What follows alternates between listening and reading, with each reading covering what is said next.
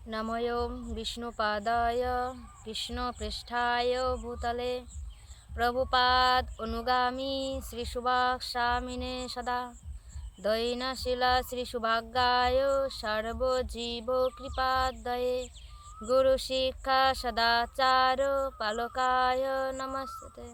नमोऽयं विष्णुपादाय कृष्णपृष्ठाय भूतले श्रीमते भक्तिवेदांत स्वामिनिति नामिने नमस्ते सरस्वती देवे गौरवाणी प्रचारिणे निर्विशेष शून्यवादी पाश्चात्यदेशतारिणे।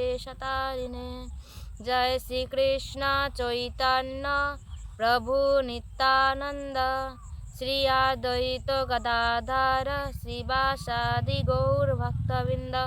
हरे कृष्णा कृष्णा कृष्णा हरे हरे, हरे राम राम राम हरे हरे।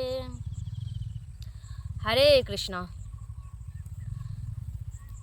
আজকে আমরা যে বিষয়টি আলোচনা করব সেই বিষয়টি হচ্ছে ভগবান কেন এই যে যুগে যুগে অবতরণ করেন, কিন্তু কেন ভগবান কেন যুগে যুগে অবতরণ করেন, নিজে কেন আসেন তার ভক্তদেরকে রক্ষা করার জন্য। ভগবানের তো অনেক পার্ষদ আছে, অনেক দেব দেবী দেবতারা আছে, ভগবান তো তাদেরকে দিয়েও তো তার সমস্যা সমাধান করতে পারেন, তাহলে ভগবান কেন নিজে আসেন? তো আজকে আমরা খুব সুন্দর একটি শ্লোকের মাধ্যমে আলোচনা করব। আজকে আমাদের শ্লোক হচ্ছে 4th অধ্যায় জ্ঞান যোগ, শ্লোক নাম্বার 7। যদা যদা হি ধর্মস্য গ্লানির্ভবতি ভারত অভ্যুত্থানাম অধর্মস্য তদাত্মানাং সৃজামহম। এই শ্লোকের অনুবাদে বলছে, হে ভারত, যখনই ধর্মের অধঃপতন হয় এবং অধর্মের অভ্যুত্থান হয় তখন আমি নিজেকে প্রকাশ করে অবতীর্ণ হই। তাহলে কখন আসেন ভগবান? না, যখনই ধর্মের অধঃপতন হয় আর অধর্মের অভ্যুত্থান হয় তখন ভগবান কি করেন? না, নিজে থেকে অবতীর্ণ হন। পরের শ্লোকে বলেছে, 8 নম্বর শ্লোকে বলছে, পরিত্রাণায় সাধুনাং বিনাশায় চ দুষ্কৃতং ধর্ম সংস্থাপনার্থায় সম্ভাবামি যুগে যুগে। বলছে সাধুদের পরিত্রাণ করার জন্য এবং দুষ্কৃতকারীদের বিনাশ করার জন্য এবং ধর্ম সংস্থাপনের জন্য আমি যুগে যুগে অবতীর্ণ হই। কেন আসেন? না, সাধুদেরকে পরিত্রাণ করার জন্য, রক্ষা করার জন্য, আর কি দুষ্কৃতকারীদের বিনাশ করার জন্য ভগবান যুগে যুগে অবতীর্ণ হয়।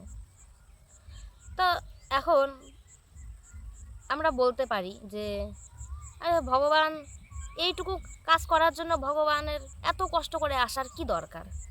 ভগবানের তো কত পার্ষদ আছে, কত দেবদেবী আছে, কত আছে, তো ভগবান তাদেরকে দিয়েই তো এই সব কাজ সম্পাদন করতে পারে, সমস্যা সমাধান তো এইভাবেই করতে পারে, তাহলে কষ্ট করে আসার কি দরকার?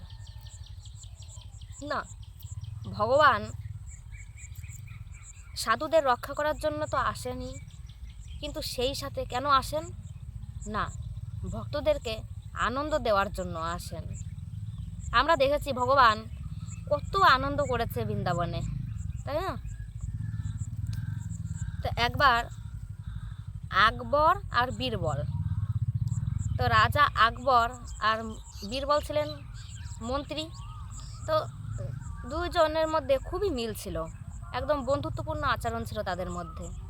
তা একদিন রাজা আকবর বীরবলের কাছে প্রশ্ন করেছেন, আচ্ছা বীরবল, এই যে ভগবান যুগে যুগে অবতীর্ণ হন, যুগে যুগে আসেন তার ভক্তদেরকে রক্ষা করার জন্য, আচ্ছা ভগবানের তো কত পার্ষদ আছে, ভগবান তো তাদেরকে দিয়েও তো সমস্যা সমাধান করতে পারেন, তাহলে ভগবান নিজে কেন আসেন?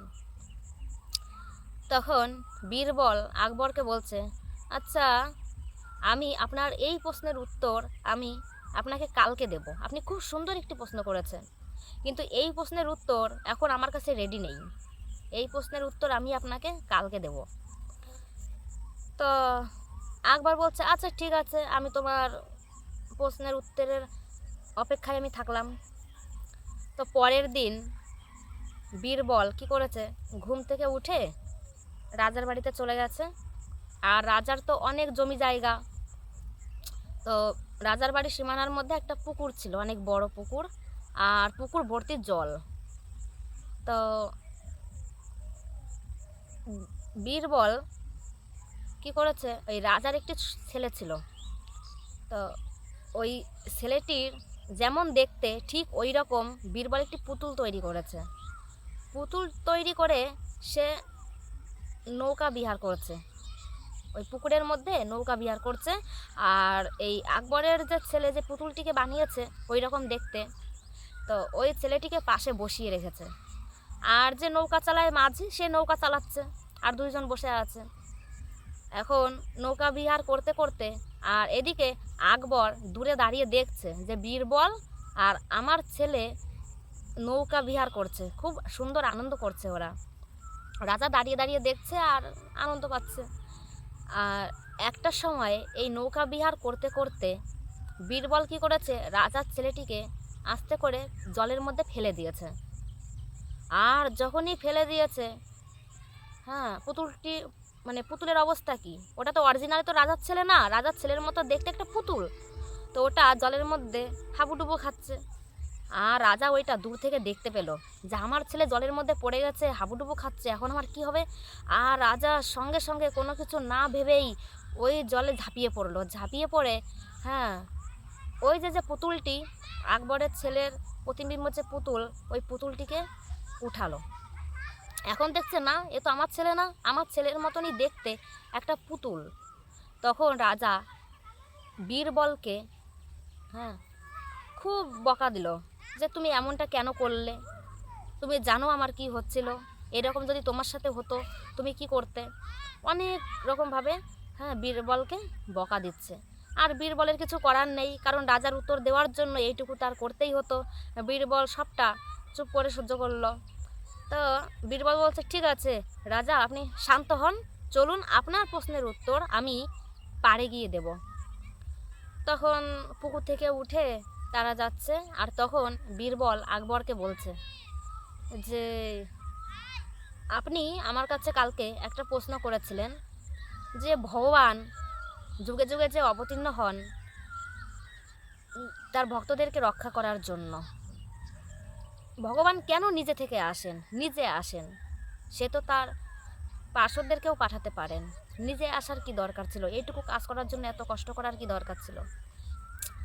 তো এই প্রশ্নের উত্তর দিতে গিয়ে আমি এই উত্তরটি বের করেছি, এই ছাড়া আমার কোনো উপায় ছিল না।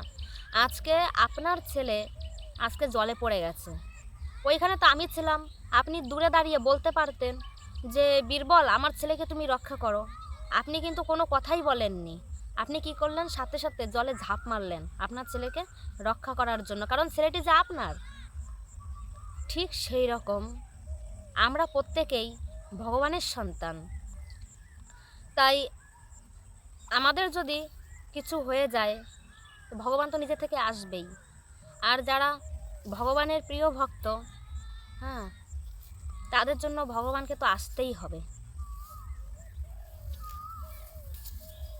ভক্তদেরকে রক্ষা করার জন্য। তা আপনারা বুঝতে পারছেন যে ভগবান কেন যুগে যুগে আসেন, সাধুদেরকে রক্ষা করার জন্য। হরে কৃষ্ণ।